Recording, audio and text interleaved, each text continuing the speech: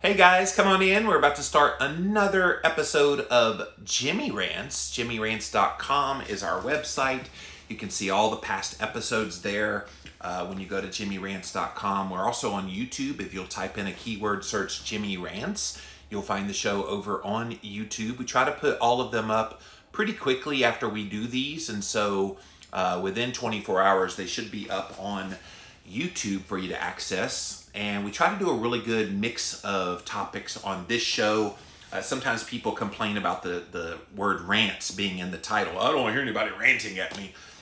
It's just the name of the show. Get over it already. Jimmy Rants. My name's Jimmy, and I like to rant about things. Rant doesn't mean you're foaming at the mouth. It just means you have opinions to share. So I do have a lot of those. So yeah, typically I talk about keto and fasting and lately childhood trauma and mindset types of things. With this coronavirus thing really kind of hot and heavy on the minds of people, a lot of people working from home, your life has been disrupted. A lot of us have been told we need to be socially distancing ourselves from other people, and we're doing it. I'm here in my home in Spartanburg, South Carolina. I got a refrigerator full of steaks ready to go.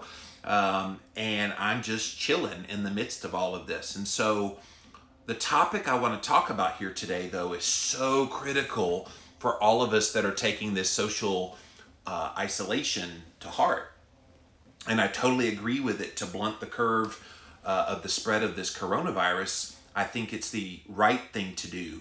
So one of the unexpected consequences of this, though, is when you socially isolate yourself from other people, you forget one of the basic human needs is being around other humans. And my concern with people that are being socially isolated because they don't want to spread this disease or get it or spread it to loved ones is when you're socially isolating, socially distancing yourself, that doesn't mean you need to be socially isolated.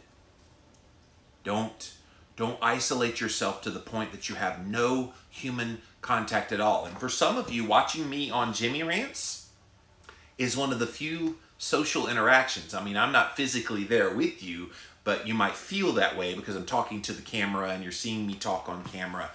And so you have friends in your life, you have loved ones in your life, you have people in your life that still matter to you.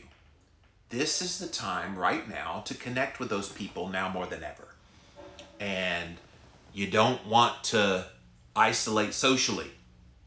You need to stay connected. And I have an article that I printed out that was on the apa.org website all about social isolation. Now, they're talking about it in terms of people that do it voluntarily because they're depressed and anxious. But a lot of the lessons in this article apply to when you're being forced into doing a physical social isolation. The headline says, social isolation, it could kill you. And this is a concern of mine. See, one of the things I've been trying to do on these Jimmy Rants talking about the COVID-19 coronavirus is not to tell you anything about the coronavirus. You're getting information overload about that. What very few people are doing right now is what I'm trying to do. And it's trying to help you cope with the reality of this. And the reality is we're in the midst of this. The reality is this is unprecedented in all of world history. The reality is we're all doing things that are outside of our comfort. Being alone in a home is not fun. Let's just admit that. Being alone, being away from other human beings, especially when you're a social being, is extremely hard. I'm a very social guy. Like, I love being around people. I love hugging people. I'm just that kind of person. And so when you're socially isolated because you're trying to prevent the spread of a disease, what do you do with that? How do you handle that? How does your brain wrap itself around this idea that you don't have other people that are going to be there? And so I want to talk about that here today. And this is as much for Jimmy Moore as it is for anybody, because I will admit to you, I've been struggling with this idea of being apart from people because I'm a very people-oriented person. But I do have great friends in my life that if on a whim I need to talk to them, they're extremely happy to talk to me on the phone. And so I love that. But not everybody has that kind of support system around them. All right. So according to a 2018 national survey by Cigna, loneliness levels have reached an all-time high. Now, this is even before we have the coronavirus, social isolation. Just loneliness in general is at an all-time high. Nearly half of the 20,000 U.S. adults reporting in that survey, reporting they sometimes or always feel alone. Half the people, guys. Which means half of you watching this right now, you already have a propensity for feeling lonely. That's me. I've been there. I have those feelings. 40% of the survey participants also reported they sometimes or always feel that their relationships are not meaningful and that they feel isolated. So this is another thing. A lot of you watching this right now, you don't have any friends. You don't have any family. You don't have anybody that you feel like you're close to because you don't have meaningful relationships in your life. Which, oh yeah, by the way, you should be developing meaningful relationships in your life. I can count on a couple of hands the number of really meaningful people that if times got tough like they are right now, I could call on a whim.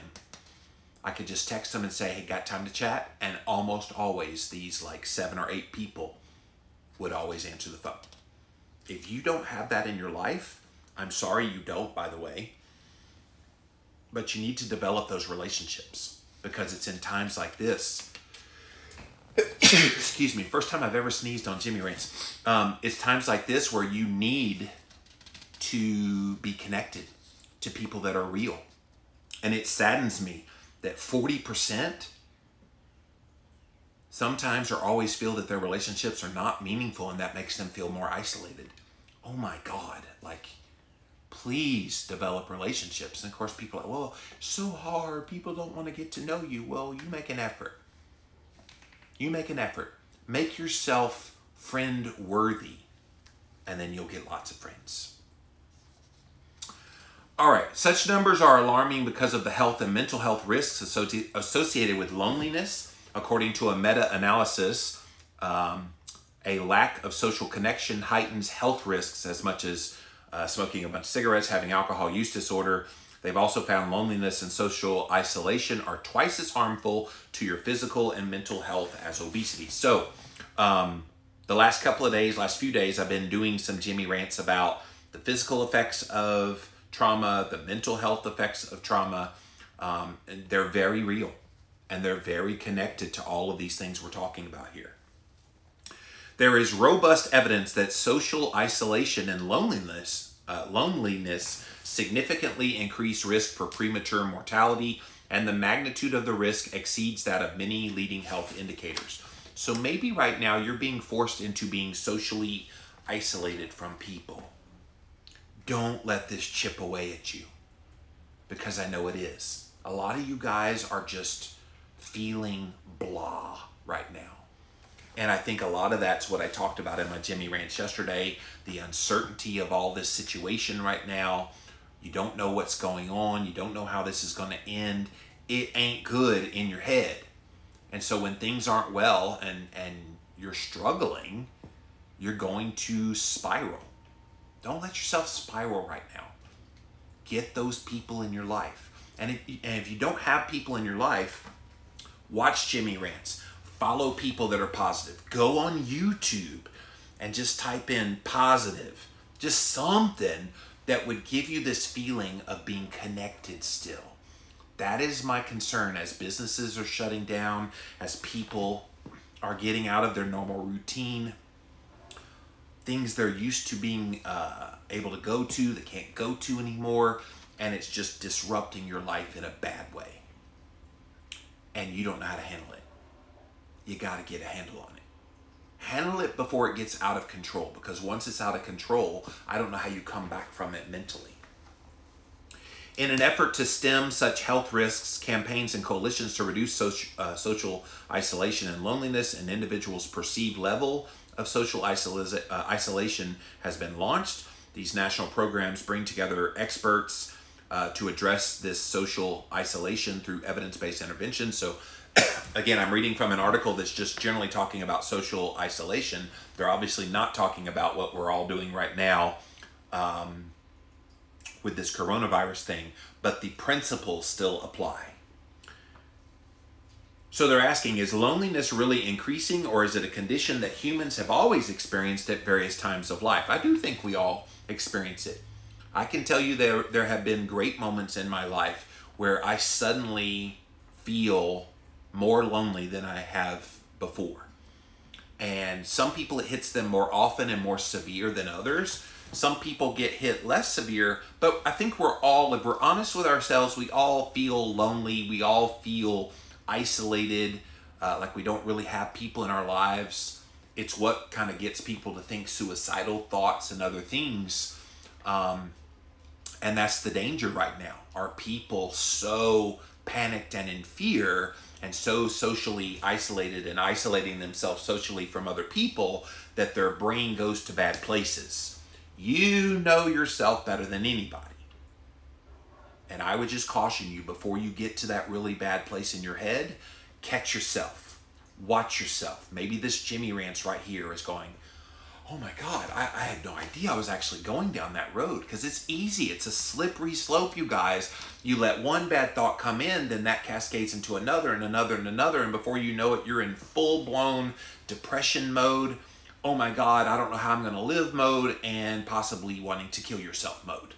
Okay, let's not dance around this. This is real. This is serious.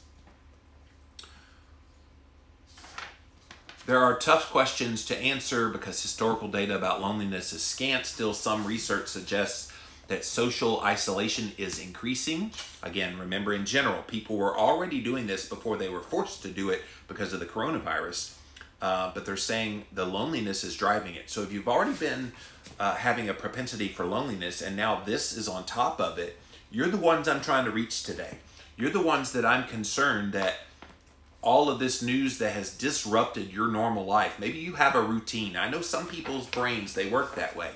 They're in a routine, they do the routine, and they go through their day and rinse, lather, repeat. And they go through their routine, rinse, lather, repeat, and go through the routine. That's how their daily process goes. What do you do when you start your day and, wait, I can't do that, and I can't do that, and then I can't do that, and so what do you do? There's some people's brains that get overloaded and overwhelmed with that. So what do you do in that context? You have to go with the flow. But not everybody's brain lets them go with the flow. So that's the challenge here. One of the purposes of this Jimmy Rants today is to encourage you to adjust and be resilient and bounce back from whatever's going on in your head. Because I know a lot of you, this is extremely hard on you right now. In the most recent U.S. census data, it shows that more than 1/4 of the U.S. population lives all by themselves. It's the highest rate ever recorded. In addition, more than half the population is unmarried, and marriage rates and the number of children per household have also declined since the previous census. The rates of volunteerism decreased.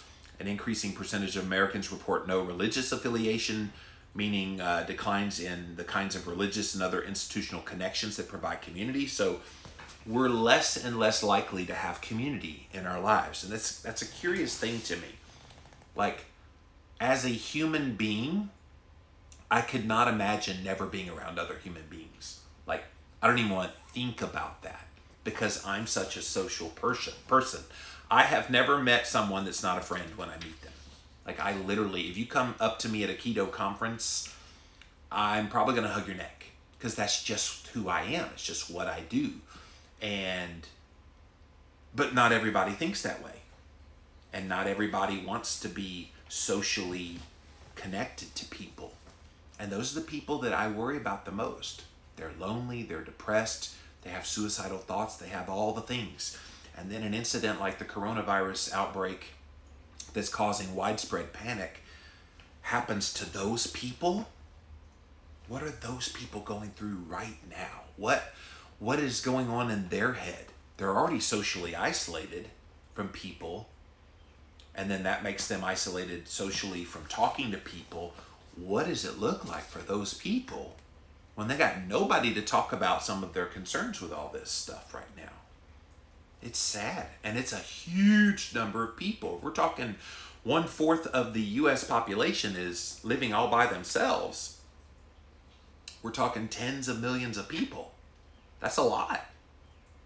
75, 80,000 people. Huge number. Regardless of whether loneliness is increasing or remaining stable, we have lots of evidence that a significant portion of the population is being affected by it. Being connected to others socially is widely considered a fundamental human need that is crucial to both well-being and survival. Like I said, I would go crazy if I didn't have people in my life. Like literally, probably when I end this Jimmy Rants, I'm going to reach out to one of them just so I can talk to somebody. If you could do a video chat with somebody, that's even more connecting to someone. You're not physically in the same room, but you get to see them, see their face and their facial expressions, and you have a chat. And if those people aren't in your life right now, when this is all over, that should be priority number one. Go find your tribe. Go find the people in your life that give you meaning, so that when life gets tough, you're not spiraling out of control in a pit of loneliness.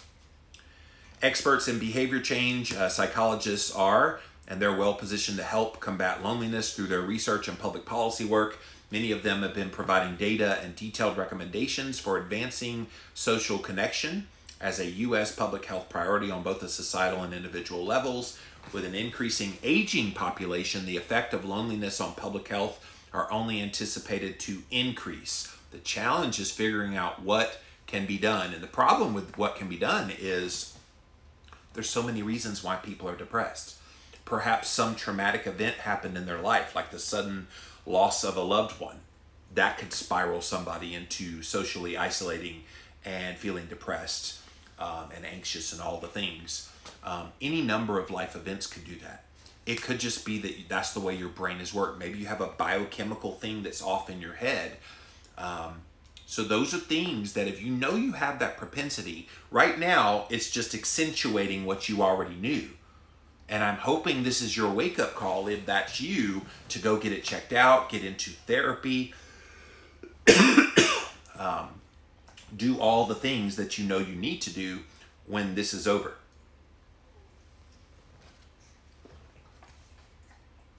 So who is most likely to feel lonely? It's an experience that's been around since the beginning of time. We all deal with it. It's something every single one of us will deal with from time to time. It can occur during life transition, like the death of a loved one, like I just talked about. Maybe a divorce, maybe a move to a brand new city. All of this kind of loneliness is referred to by researchers as reactive loneliness. And I think that's what we're in now. If people are suddenly feeling lonely and they don't normally feel lonely because they're having to socially isolate from this coronavirus, you're having a reactive loneliness take place. And it's just as real as a chronic one.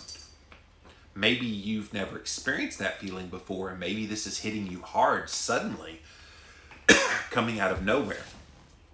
Problems can arise when an experience of loneliness becomes chronic, so that's the key. If this is short term and it's only during this time of social isolation, then that's one thing. But if it becomes something that continues on for a long period of time, which they're telling us we might be quarantined in our own houses for upwards of 2-3 months. And so if that's going to occur, this issue we're talking about here today is so very important that you get it under control. Connect, connect, connect. Like, I hope if nothing else out of this Jimmy Rants today, you get the idea of don't let yourself go down that road of loneliness. If you have people in your life, now is the time to lean on them. And here's the thing, they need you too. So as much as you need them, they need you. So help each other out. There's a lot of people that are dying to hear from you and vice versa.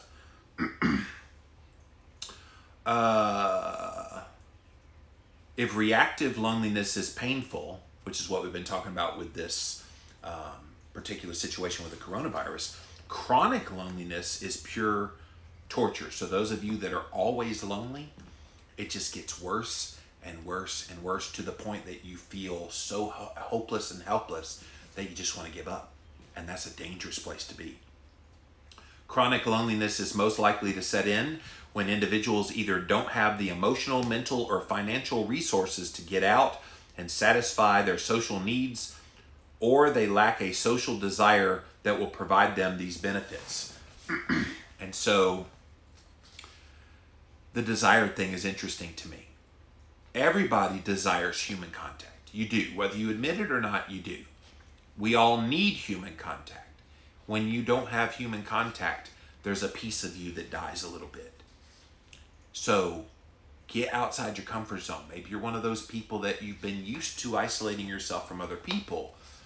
And every time you have another day go by that you're isolated, you're not dealing with the loneliness that's setting in. I want you to take a chance today. Will you do this for me? Will you go reach out to somebody in your life today? If it's easy to call a brother or sister or a cousin or a mom or a dad or a grandparent, call them. I would say go outside your family. I mean, make sure your family's okay, but go outside your family and find a friend. Find somebody that you think needs to hear from somebody today, because let's face it, people that are lonely, people that are depressed, people who are socially isolated, they don't want to make the first move. Maybe you're the fresh cup of cool water on a hot summer day. With your call, with your text, with your contact with them, they come out of it. They feel encouraged by it. Be a conduit for positivity in those people's lives today, because they need you. That's something we can all do, right? We can all do our part to reach out to those people we care about. And even if it's somebody you don't know real well, reach out to them. You just never know what impact your contact could have with them. I randomly reach out to a lot of people just from time to time to give encouragement. And I'm never surprised that almost every time I do that, there's some kind of a, oh, thank God, I needed to hear that today. Oh my gosh, you have no idea how much that encouraged me. And I think we have a lot more people that walk around very depressed all the time, very lonely all the time. And they need to hear affirmation that things are okay. Affirmation that somebody gives a crap about them, right? And right now, during this social isolation, during the coronavirus pandemic, we need that more than ever. Will you be proactive about that? I think this is so important, you guys, that we pick up the baton, we be a source of light in people's lives in the midst of one of the strangest things that's ever happened in our lifetime. Last year, a Pew Research Center survey of more than 6,000 U.S. adults linked frequent loneliness to dissatisfaction with your family, social, and community life. About 28% of those that are dissatisfied with their family life feel lonely all or most of the time, compared with just 7% who are satisfied with their family life. Satisfaction with your social life has a similar pattern, 26% versus 5% of those who are satisfied with their social lives. 26% are dissatisfied with social. 1 in 5 Americans say they're not satisfied with the quality of life in the local community, and that they feel frequent loneliness from that, roughly triple that 7% who are satisfied with their quality of life in their community.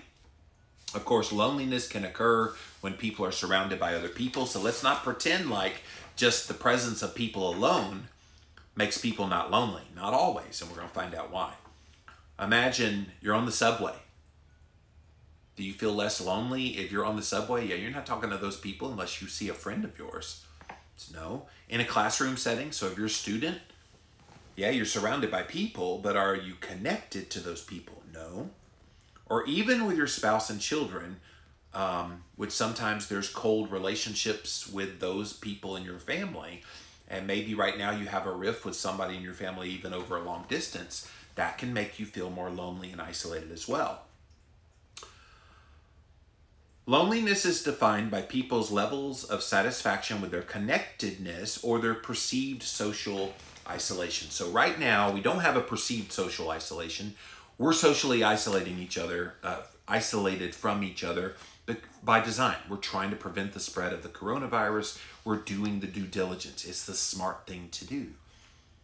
But you need to pay attention to not isolating yourself socially from other people, despite the physical isolation and distancing from other people. That all makes sense, guys? Like, I hope this is resonating with you, that this is something you need to pay attention to, because my fear is the ill effects of this social isolation that we're having right now, and people become socially isolated. We may have an increase in suicide rates when this is all over. Other health effects. I already talked about in the previous 2 Jimmy rants about the physical effects in one and the mental effects in another. I think therapists are going to be overrun with people when this is all over, because this was just so overwhelming to them. I think physically we're going to see a lot more people deal with some chronic health issues because they let this physiologically impact them in a negative way. And it all stems from the loneliness, which comes from the head stuff, which isn't letting you connect with people. Are you connecting the dots to all this, you guys? Like, I feel like the obsession over this coronavirus is all about what's happening in the moment. How many people have died? How many people have it? Is it in our local area? What are we doing about it? What's the game? And it's all about those things, and none of those things matter to me right now. What matters to me is, how are people responding? How are you handling the stress of this? What will be the long-standing ramifications of this long after it's all over? I mean, like a year from now, coronavirus will be a distant memory for all of us, okay? And yet we're still going to be feeling the physical, mental, psychological effects from this.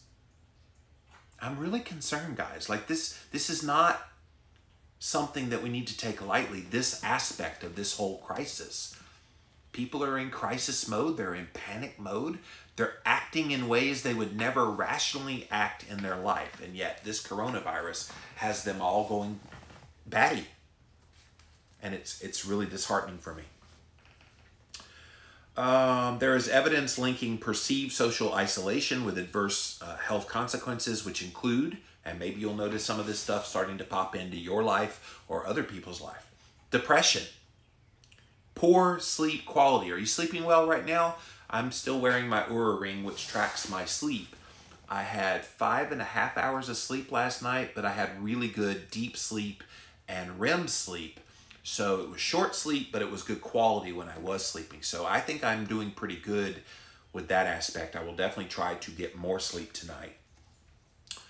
Impaired executive function, which means you're not really thinking clearly and acting in ways that are rational. So that's possible. And acceleration in your cognitive decline. So maybe things that you always remembered and the way your brain operates, maybe it's not working as well right now. That's an effect of this whole social isolation. Poor cardiovascular function. Keep an eye on your ticker, guys.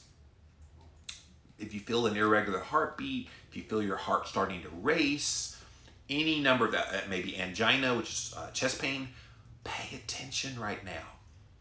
This stress, you guys, that we're going through over thinking about this coronavirus is going to be far, far, far worse than this coronavirus.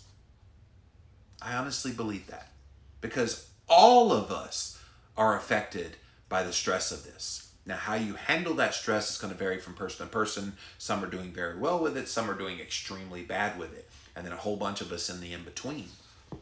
Let's not think the biggest danger of this coronavirus pandemic is the coronavirus itself. It is not. It's the stress. You got to get it under control. Impaired immunity. That's the last one of this social isolation. And isn't that the ironic one? We're socially isolating ourselves and distancing ourselves from other people because we don't want to get this coronavirus and then spread it. But in socially isolating yourself and the loneliness that comes with it, you're actually lowering your immune system so that if you do get exposed to the coronavirus, it hits you a whole lot harder. Now, how messed up is that? That's pretty messed up.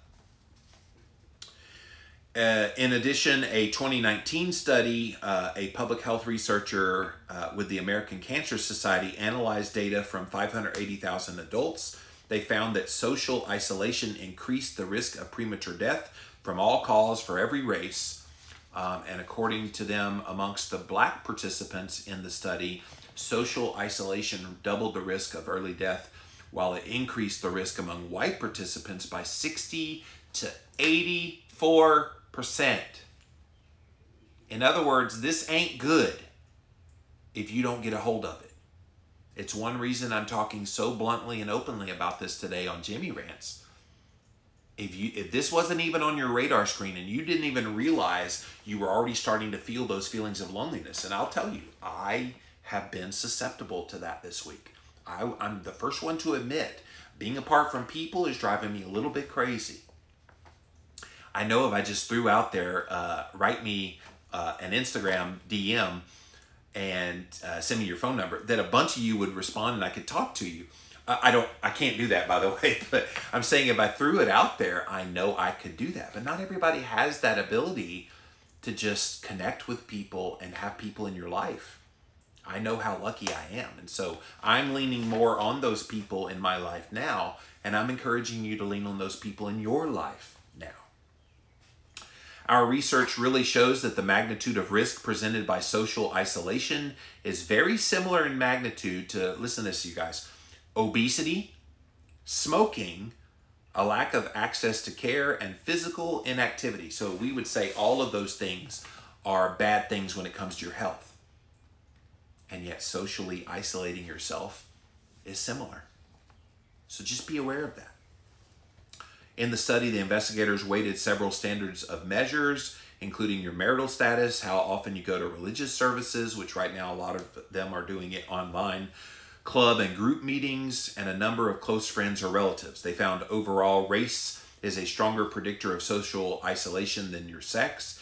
White men and women were more likely to be the least isolated category than were black men and women. So, see if there's anything else in here that's of interest, because I definitely want to come to you guys. Here's an important part of this. Amongst older people, adults in particular, loneliness is more likely to set in when an individual is dealing with functional limitations and has low family support. So if you've got people in your life that are older, and let's define that as over the age of 70. So if someone in your life is over the age of 70 or dealing with some kind of a physical health limitation and you're not supporting them, shame on you. Call those people today. Like when you're done watching this right now, go call your elderly parent, grandparent, somebody in your life that is in that situation, because they need you now more than ever. And those people typically are more prone to getting lonely than any other part of the population. Better self-rated health, more social interaction, and less family strain can reduce these feelings in these older adults of feeling lonely. Even amongst those who started out lonely, those who were in better health and socialized with others more often had a much better odds of subsequently recovering from their loneliness. So who knows, today you may be the spark that gets grandma, grandpa, mom, dad out of the funk that they've been in. And maybe you don't even realize they've been in a funk, and that this particular situation with the coronavirus has sent them spiraling. Why don't you be a conduit for positivity and change in their life today and encourage them and be there for them? And maybe you've had your differences with them. You know, social dynamics in families are so tricky to circumnavigate. Put all that aside. None of that matters. You know you still love and care for them, so go do something. A 2015 study provides additional clues as to why loneliness can harm overall health. The researchers examined gene expressions in leukocytes, white blood cells, that play key roles in the immune system's response to an infection. They found that the leukocytes of lonely participants, both of humans and of test animals, showed an increased expression of genes that are involved in inflammation and a decreased expression of genes involved in antiviral. So in other words, you get a double whammy when you get so lonely that it starts to impact you physiologically. Did you get that? Your genes express a higher propensity for increasing inflammation, which we know inflammation is at the root of all disease. You literally can't be diseased unless you have inflammation in the body. And yet feeling lonely and all the hormonal impacts of that will send you into a higher inflammatory state. And then you have a decreased expression of the genes that would be antiviral. Well, guess what? We got a virus out there. It's called coronavirus, COVID-19. And if you're lonely and you're having those thoughts in your head to the point that you're thinking about them constantly, guess what? You are literally lowering your body's immune system, which is at the point in time when you need your immune system to be as strong as possible in case you get this. Okay? You see how all of this is related to your physical health? So I'm always trying to bring it back to my wheelhouse, which is talking about health in general. But this matters, you guys. Let's not be lonely. Let's not let the loneliness and the people that we love in our life overcome them. Loneliness, it seems, can lead to long-term fight or flight stress signaling, which will negatively affect your immune system. Simply put, people who feel lonely have less immunity, more inflammation than people who don't. Just don't let that happen.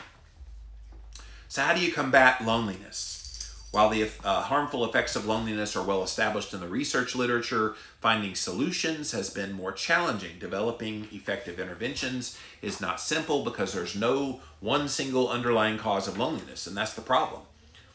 A lot of times people have some mental health issues that makes them be more have a greater propensity for that.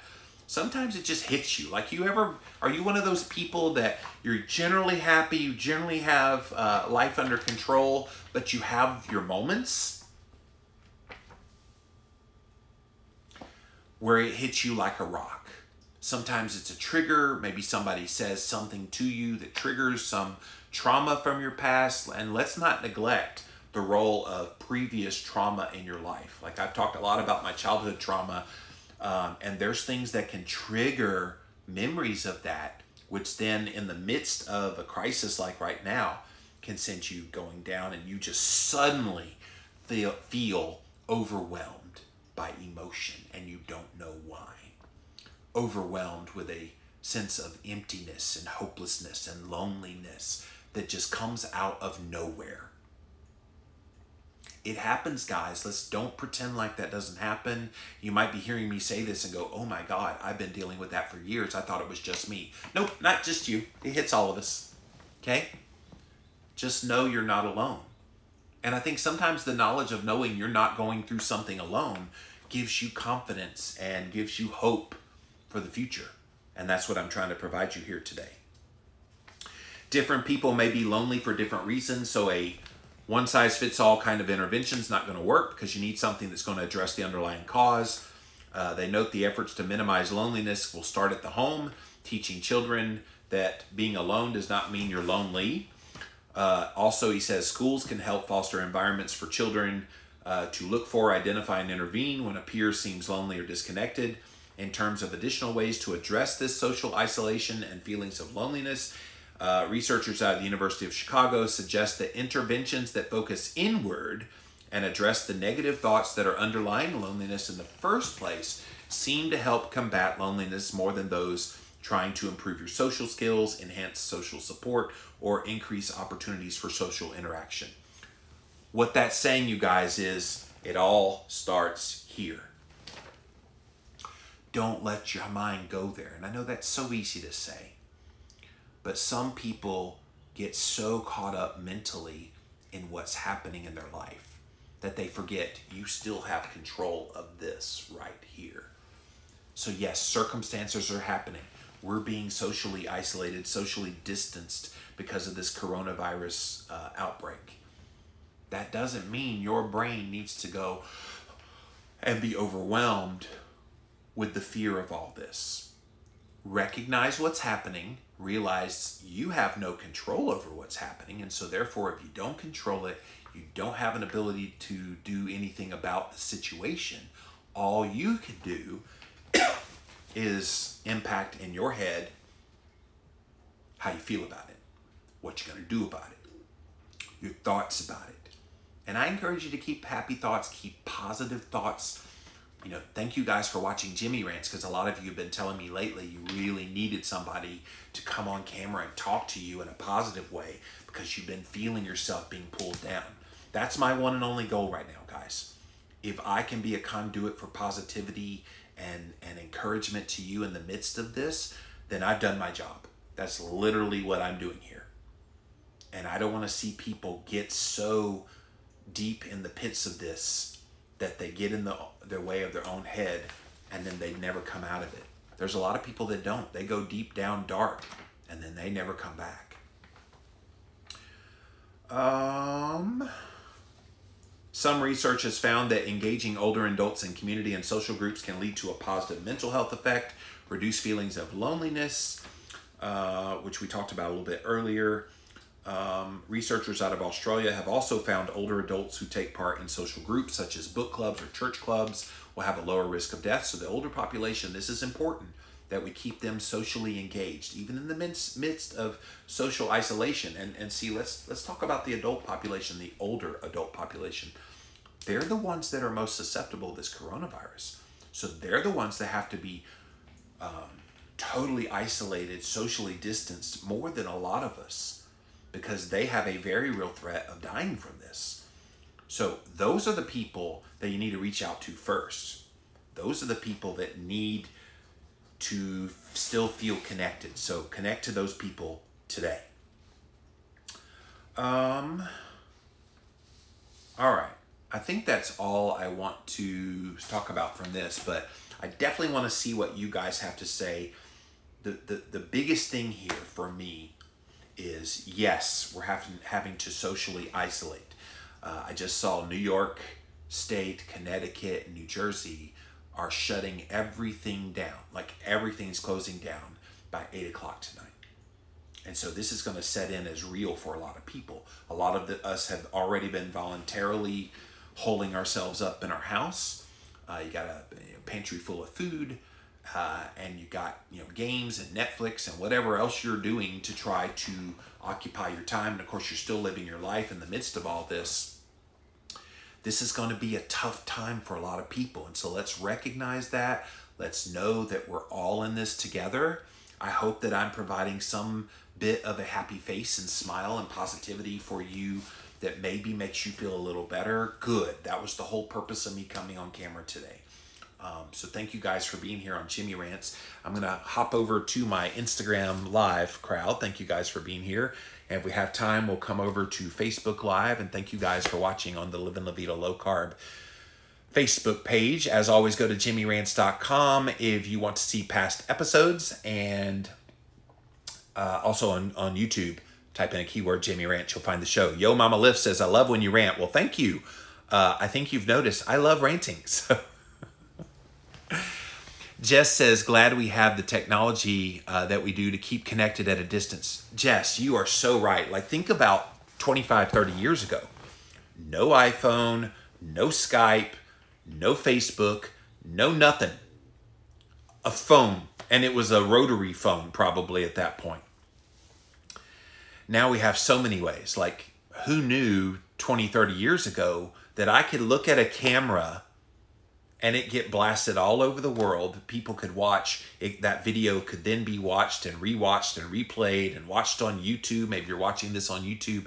It's amazing the technology that keeps us connected socially with people. So if you're not using these technology tools, that's on you. The technology tools exist. So thank you for that comment. Love your show, says Bidai. Thank you. Trend Balone, hello, Mr. Jimmy. I worry about it. I notice you from time to time lose weight. You change thing in routine. Well, number one, your broken English makes it hard to know what you're saying. But yes, my weight is just fine. Thank you for asking. Carol says, I can't wait until it's okay for you to give me a hug. Yeah, Carol's a good friend of mine, and she lives just down the road. Carol, come up to Spartanburg. You got all the hugs waiting for you in the world. Cariana says, I'm an introvert, but I still feel the psychological weight of not having the option to go seek people. Yeah, it's the introverts I worry about.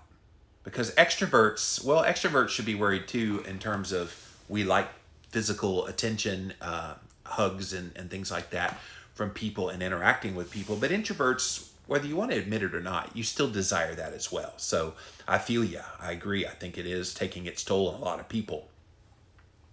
Kat says, I remember how somewhere in Europe with the intervention of washing machines, or invention, huge increases of severe depression cases in women. Turned out they stopped going to the river with their pals to do laundry. The communal nature of the things that we do in our lives, I think we understate them and we don't see that value that they offer us. So thank you for that. That's interesting. Bonnie says, I'm glad your topics are including mental health because it's not just about diet. The mind is huge for success. Yeah, and that's my problem right now too. There's a lot of people that they're like, well, this is too much for me to handle. I want to eat a bunch of carbs. And so they're allowing their brain to rationalize, well, it's okay, I'm eating like crap right now because I feel bad. And of course, you know, when you feel bad and then you eat less than better foods for you, that makes you feel even worse. So then you think the situation is worse when no, your body's just physiologically reacting to that crappy food you put in. You see how all this like domino effect happens, that you feel bad makes you eat bad, which then makes you feel badder and makes you eat badder, and you're spiraling out of control. That's one thing that I'm trying to prevent here on Jimmy Rants. Keto Court, I normally attend Celebrate Recovery twice a week. It's similar to AA. Yeah, I know about Celebrate Recovery. Actually was a part of a praise team back in the day with Celebrate Recovery. And yeah, it's doing great things. My leaders helped make plans for us to still connect, even though we will be shut down, trying to stay ahead of it. That's good. And I hope those meetings still go on, at least virtually. There's so many, like you could do a Zoom call. There's any number of ways you could do it. Kat says 2 to 3 months. The likelihood of that killing me is 10,000% higher than any possible virus on planet Earth. Talking about the stress. I agree, Kat. That's why I'm concerned. Beth says, I live in a house with 2 other people. They both isolate with closed doors. It's lonely being around people and they don't even want to gather. Yeah, that's a problem. If you have people in your house and then they're like isolated in the isolation, yeah, that can make it definitely harder. Linda, we'll have to go back and rewatch. Yes, you're helping connect the dots with all this. Thank you for your calm discussion. Thank you. That is literally all I'm trying to do here. Heather says she likes her Oura ring. Yeah, I wear this ring. It lets me track my sleep. And right now I want to see that the sleep is on point. Kat says, I hope you know that you can call or FaceTime me anytime. Yeah, you're one of my good friends, Kat, so thank you for that. Carol Ann says, I needed to hear all this, so thank you, Jimmy. Thank you. Like I said, my heart, you guys know my heart. Like, I only want people to be at their best. It's not all about keto. It's not all about fasting. It's not all about the things I normally talk about. At the end of the day, my heart's for people. And if people are hurting because of what's going on in our world right now, then I feel like it's my role. Like one of the lessons I learned being gone for 6 months on sabbatical is life's too short to not help other people. Life's too short to not give a crap about other people. So since I've been back, I have been connecting with people more than I ever have before. I've always had that heart, but now more than ever. And now this thing hits, I just felt like drop everything you wanted to talk about because all of this stuff is far more important. Miss Twiggy says, I'm really concerned about restaurant and service industry workers. So many people can't make a living. And that's the other part of this thing. All these people that don't have money coming in, they're hurting. And so it's not just a matter of loneliness and depression. People are literally, their livelihoods have been uprooted. I think about all the sports arenas that are closed right now, the March Madness that was supposed to be going on. All of these things were going to be employing people. And all these things were going to be giving people an escape from their real life. And all that's just gone. That's going to create isolation as well. That's going to create all kinds of unintended consequences in people's lives that I don't think we're going to unravel. Even when this crisis, the moment of crisis is over, it might take us a year or 2 to recover from this. And some people may never recover from a mental health standpoint if they don't deal with this in the moment. Jess says, why do extroverts always tell introverts that we're broken because we're introverted? There's great benefit to being an introvert. If you're an introvert, no, you aren't broken. Yes. Yeah, I don't like that. I mean, introverts, it's a personality trait. If you choose to be introverted and that's just your personality, it is what it is. I used to be an introvert. I know that's shocking. Jimmy Moore, an introvert? Yes, I actually was. I changed when I went to college. Like all through my high school years, I just didn't say a whole lot. Part of it was the trauma I was going through. But since being free from that, I've been a big old extrovert. So if you're still an introvert, you aren't broken. Yes, we still want to connect, but fewer, deeper connections fill us just fine. Jess, you're right. I mean, I'm an extrovert, but I don't want 10,000 people to engage with and connect with. I want a very small, maybe dozen really deep relationships, and I'm craving having those kinds of relationships in my life. And again, thankfully, I have about 7, 8, 9 people that I literally, if I could call them right now, would talk to me and we'd go very deep. All right, let's go to Facebook. We got a few more minutes left in the show. Let's see here. Thank you guys for being here today. Norma says, I'm a socially isolated person on the norm, but knowing I have to stay in now is not good for me. It never bothered me, and now it does. But I read TV, social media, and a friend, and I check on each other, and that's been helpful, trusting in God for all I need. Well, Norma, you're one of my faithful Jimmy Rants fans here on Facebook, so thank you for watching. I hope I'm, at least in virtual form for you, a friend connecting with you in this way, so I hope that helps you. Berkeley says, I did want to say my faith is what sustains me through times like this. Fortunately, I'm able to attend Mass at my small parish, not mandatory, so numbers are low.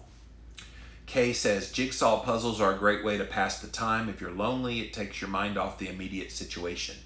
Yeah, whatever makes you happy, whatever activities allow you to be distracted. And that's really what we're looking at right now.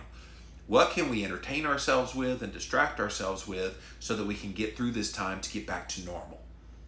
And normal, you guys, is going to be a little bit different for a little while. At least the next month. Probably at least the next 2 to 3 months, if we're being honest with ourselves. Kay says, the older I get, the less social I want to be. Ooh, Kay, ooh, ooh. I'm 48, and I envision myself at 58, 68, still wanting to be around people. And I guess it's just my personality, of course, the nature of what I do for a living. I just can't imagine in my head I would ever not want to be around people. I do agree everyone has or needs a strong support system, whether it's friends or family. I tend to choose my family, and that's great. I think your family is your first priority. Please make sure your family is okay, but don't neglect friends as well. Jeannie says, my partner and I are between a rock and a hard place. We were supposed to go to Las Vegas to see his stepdad, but he's 80 plus years old. We're afraid to expose him to this with our traveling. Well, that's smart. And be smart about this, guys. Like, you know the people in your life who are very susceptible to this. For that person in your life, his stepdad, you just need to try to call him. You need to see if he has technology to be able to talk on, say, FaceTime or Skype or some other form of video chat, either on Instagram, Snapchat. There's all kind of places you can do it now. And connect that way. But you're right, it's prudent not to expose them potentially to this. Vicky says, the psychological effect of the empty shelves make me crave comfort foods. Yeah, that's the other thing. People are going to grocery stores and there's no food left on the shelf. It can be challenging psychologically on you, and it does send people into a tailspin. So, all right, so I'm hoping that this Jimmy Rants today encouraged you. It gives you a little bit of hope that, okay, I'm recognizing that I was falling into this loneliness pattern. I don't need to go into a deep pit of darkness. We will get through this, you guys. Being socially isolated and separated and distanced from people right now does not mean you need to isolate yourself from people. Now more than ever, we need people in our lives. We need people to connect with. People matter. And I want you, as soon as we're done here, call somebody that matters to you. Check in on them, see how they're doing. You just don't realize how much you're about to make their day if you do that. Can you do that? Is that too hard to ask? I think it's something that I would like to hear from the Jimmy Rants crowd. If you do that, you tell me how it went. Tell me, wow, they were just like overjoyed that I contacted them. And see, here's the thing. You're also getting a dopamine release from that as well, knowing that you're also getting human contact. Connect. If nothing else, let this time of crisis reconnect you to the people that matter the most in your life. That's it for this episode of Jimmy Rants. JimmyRants.com, as always, is the website. So go follow us over at JimmyRants.com to see all the past episodes. Definitely go and watch the YouTube videos. We have all these up on YouTube. So type in a keyword Jimmy Rants, you'll find the show. And then if you want to follow me, those of you that watch on Facebook, or those of you that are watching this on replay on YouTube, you can go follow me and watch these live. I typically go at 11 a.m. Eastern, and if I do a second one, 5 p.m. Eastern time. But go follow me on Instagram at Livin' Low Carb Man, LIVINLOWCARBMAN. And we like to do this show, and we'll keep this show going. I'm going to keep looking for content, you guys, to get us through this time of dealing with this coronavirus thing, because we got a lot of negative news. We got a lot of depressing news. I want to be your source for positivity and light in the midst of this storm. So until next time, we'll see you then.